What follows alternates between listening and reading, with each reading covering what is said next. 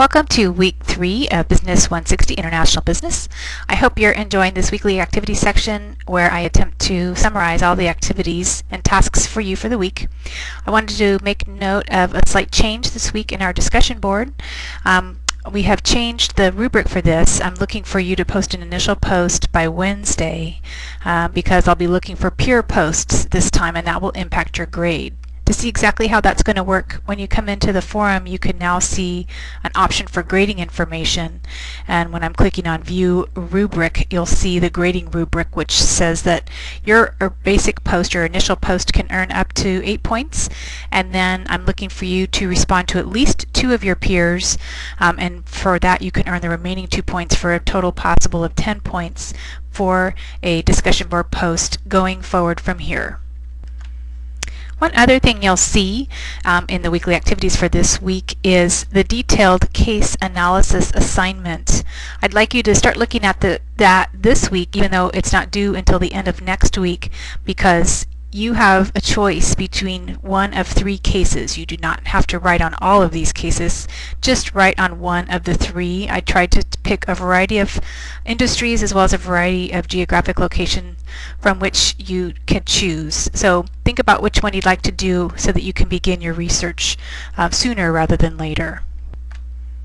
In terms of course content, remember we have our system over here, CourseMate. You may not realize how to change to the other chapters, so I just clicked on Select a Chapter. We want to look at Chapter 2 now, Understanding Politics, Laws, and Economics. Here you're going to see our learning objectives where we're introducing the concepts of formal and informal institutions, where we're focusing on formal institutions this week. I think this glossary tool is really excellent. If you download the PowerPoints, you'll get to see some great stuff introducing these concepts of formal and informal institutions and making sure that you understand that how these are supported are through laws. That's the formal institutions. And then next week we'll jump into learning about informal institutions, which are really just supported by society.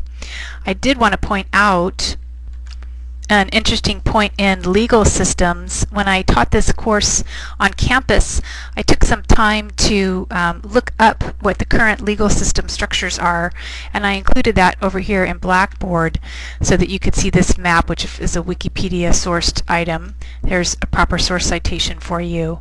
Now, the way Wikipedia broke down the definitions here is slightly different, and so I just wanted to explain it and also point out something. So where we see Sharia and fiqh law, that is categorized as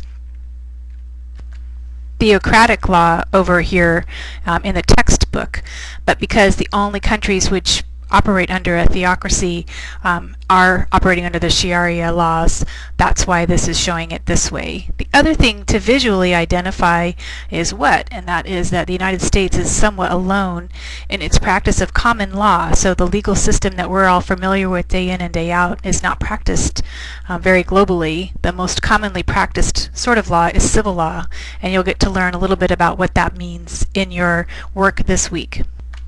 So I hope you enjoy jumping into some of the meat of our subject matter this week, and it gets even more interesting next week when we talk about culture and religions and things like that.